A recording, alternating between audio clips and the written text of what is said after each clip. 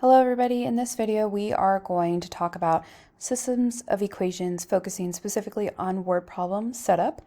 At the end of this video we will also review how to solve a system via graphing. So for questions 1 through 7, make sure you define your variables specifically and set up a system of equations, but do not solve. Question number 1. You make and sell decorative bows. You sell small bows for $3 and large bows for $5. This week you earned $60. Altogether, you sold 18 bows. How many of each kind of bow did you sell?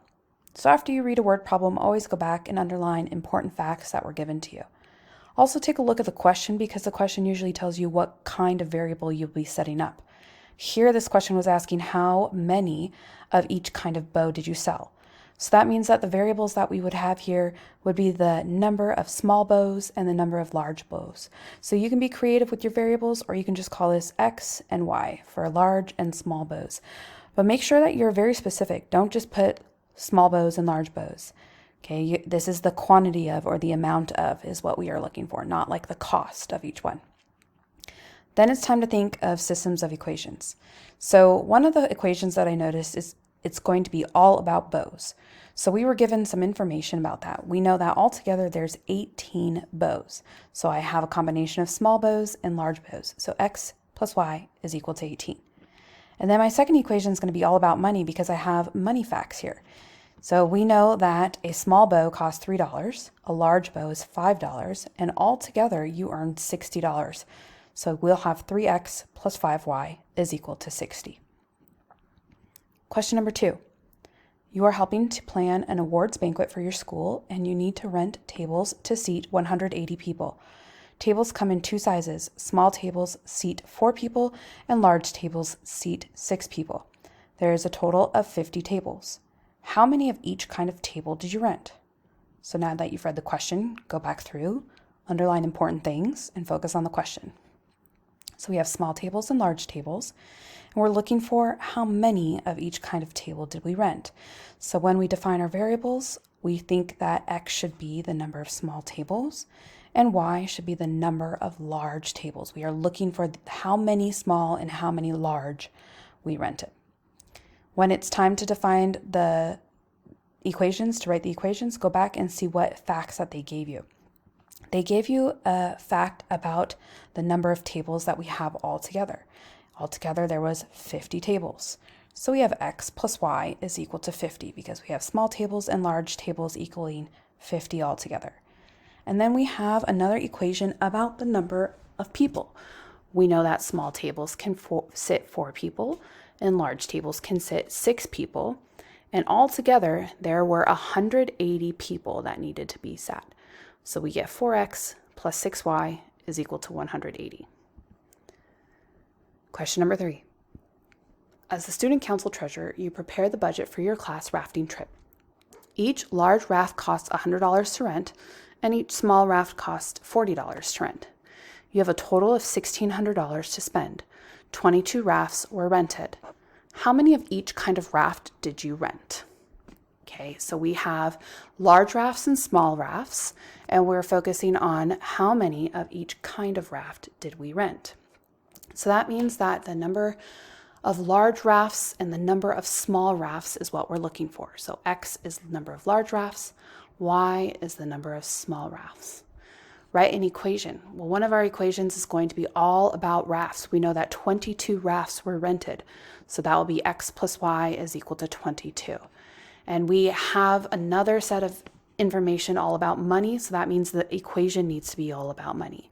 So it costs $100 to rent a large raft, which is your X variable, and it costs $40 to rent a small raft, which is your Y variable, and all together that brought us to a total of $1,600.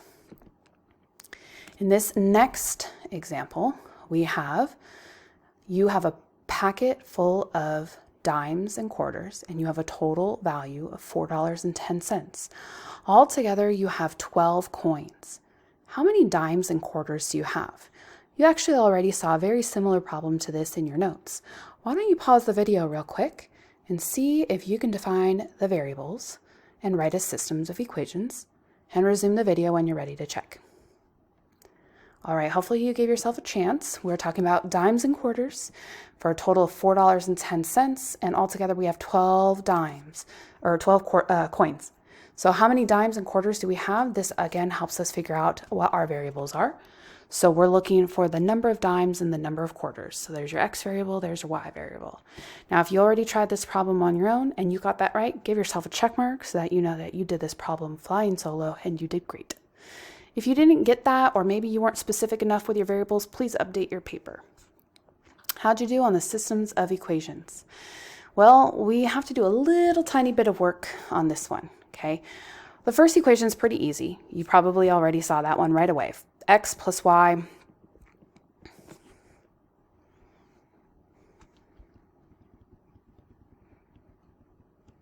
All right, so let's take a look at the equations here. So one of the equations I know is going to have to total the amount of money I have. So I know I have dimes and quarters equaling a total of $4.10. So somehow I have to have money in front of the X and the Y to represent the $4.10 because X is just the number of dimes and quarters. So I have to ask myself, how much is a dime? How much is a quarter? Okay, so dimes are 10 cents and quarters are 25 cents. So this would be 0.10x plus 0.25y is equal to $4.10. And the second equation is altogether there's 12 coins. So x plus y is equal to 12. Another variation that you could have written for this first equation, if you move the decimal over 2 places for everything, would have been 10x plus 25y is equal to 410. So that equation would be all in terms of cents, whereas this equation is all in terms of dollars. Again, if you had that correct on your paper, give yourself a check mark. If it's incorrect, please fix your paper. I'd like you to also try this question on your own. Pause the video and resume when you're ready. Question number 5 says the golf team is sponsoring a pancake breakfast to raise money to purchase new golf bags and pay green fees. Prices will vary for adults and students. You estimate that a total of 200 adults and students attend. Adult tickets will cost $15 and student tickets will cost $11. The team would like to raise a total of $2,500. How many adult and student tickets should be sold? So we have number of adult tickets sold and number of student tickets sold is going to be our X and Y variable. To set up a system, let's brainstorm. We have a total of 200 adults and students, okay? So that's one of your equations. It's all about the number of tickets you've sold. X plus Y is equal to 200. Okay, but the second equation is going to be all about money. So $15 for adults, students is $11, and altogether we earned $2,500. So putting that equation all together, we get 15x plus 11y is equal to 2,500. Question 6. I'm sure you could do this one on your own, but let's go ahead and do it together. The washing machine in my apartment building laundry room is not working well. The machine only accepts nickels and quarters, and the machine stops working when it is half full of coins. Last week, the machine stopped working after I deposited 50 coins worth a total value of $8.90. How many nickels and quarters did I deposit before the machine stopped working? So we've got nickels and quarters. So X is how many nickels I have, Y is how many quarters I have. Again, number of, be specific with your variables. It's not just nickels, not just quarters. And the system, we saw one similar to this, right? So one of the equations should be about coins and the other equation should be about how much money you have altogether. So we had 50 coins, so combination of nickels and quarters. So you have X plus Y is equal to 50. And then the second equation is about money. So we had nickels plus quarters equaled a total of $8.90. So I asked myself, if X is number of nickels, how much is a nickel? That's 5 cents. If Y is my quarter, how much is a quarter? That's 25 cents. So this equation right here is all in terms of dollars. So an alternative to this could be in cents. So this would be, if we move the decimal over 2 places on each of these, this would be 5x plus 25y equals 890 would be your alternative. Question number 7. A hotel in San Francisco regularly hosts meetings and events for different size groups. The hotel has ballrooms that seat 200 people each and a conference room that seats 40 people each. The conference manager at the hotel recently determined that if all the rooms are full, they can host 1,400 people. The hotel has twice as many conference rooms as ballrooms. How many conference rooms and ballrooms are in the hotel? So focus on the last question to help you determine the variable. Okay, so how many conference rooms and ballrooms are in the hotel? So we have X is the number of ballrooms, Y is the number of conference rooms. You can switch it, right? It could be conference rooms first, then ballrooms, doesn't matter. And if I go back to the paragraph and underline important information, there was, to me, it seems pretty easy. One equation is going to be all about the people, right? We've got the 200 people for the conference room. We've got the 40 people. 200 people for the ballroom and 40 people for the conference room. So we have 200X for our ballrooms plus 40Y for our conference room gave us a total of 1,400 people. So the people equation to me is the most obvious. So then where's that second equation coming from? The hotel has twice as many conference rooms as ballrooms. Okay, so there's twice as many conference rooms as ballrooms. So that means my conference rooms here, this amount, this output here needs to be double the amount of the ballroom. That's why it's 2x, 2 times the ballroom. Okay, and that's it for that one. These next two questions are good review questions that we've seen, so let's make sure that we're comfortable with what it's asking. If we continue the scenario, it says it's known that 5, 10 is a solution to the system. Check that the solution satisfies both equations. So you'll take the equations that you have and you need to substitute that point into both solutions. Okay, so go ahead and write down these steps just as a reminder how to do a check. You're going to write the original equation down. You'll substitute the X and the Y into the equation and check that the left side is equal to the right. And you should be checking both equations because it's a system. So let's do the smaller equation. Y is equal to 2X. So if I substitute X is equal to 5 and Y is equal to 10, then I just evaluate what is 2 times 5, that is 10, and 10 is equal to 10.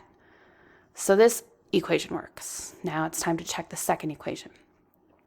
200X plus 40Y is equal to 1,400. Substituting X equal to 5, substituting Y is equal to 10. We get 200 times 5 plus 40 times 10 is equal to 1,400. 200 times 5 simplifies to 1,000.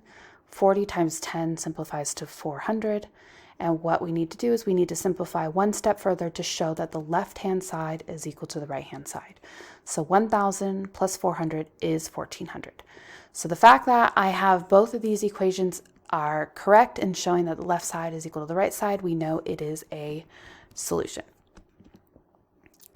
The next type of question that you could have is to interpret what does 5, 10 mean in the context of the scenario. So besides we know it's a solution, what specifically does 5 mean and 10 mean? So this is just like what I like to do when I brainstorm this question. Okay, I'm asking myself, what's the 5 represent? Okay, the 5 is the number of ballrooms. What's the 10 represent? That's the number of conference rooms. So when you put it together in an answer, make sure you just write it as a full sentence. The hotel has 5 ballrooms and 10 conference rooms.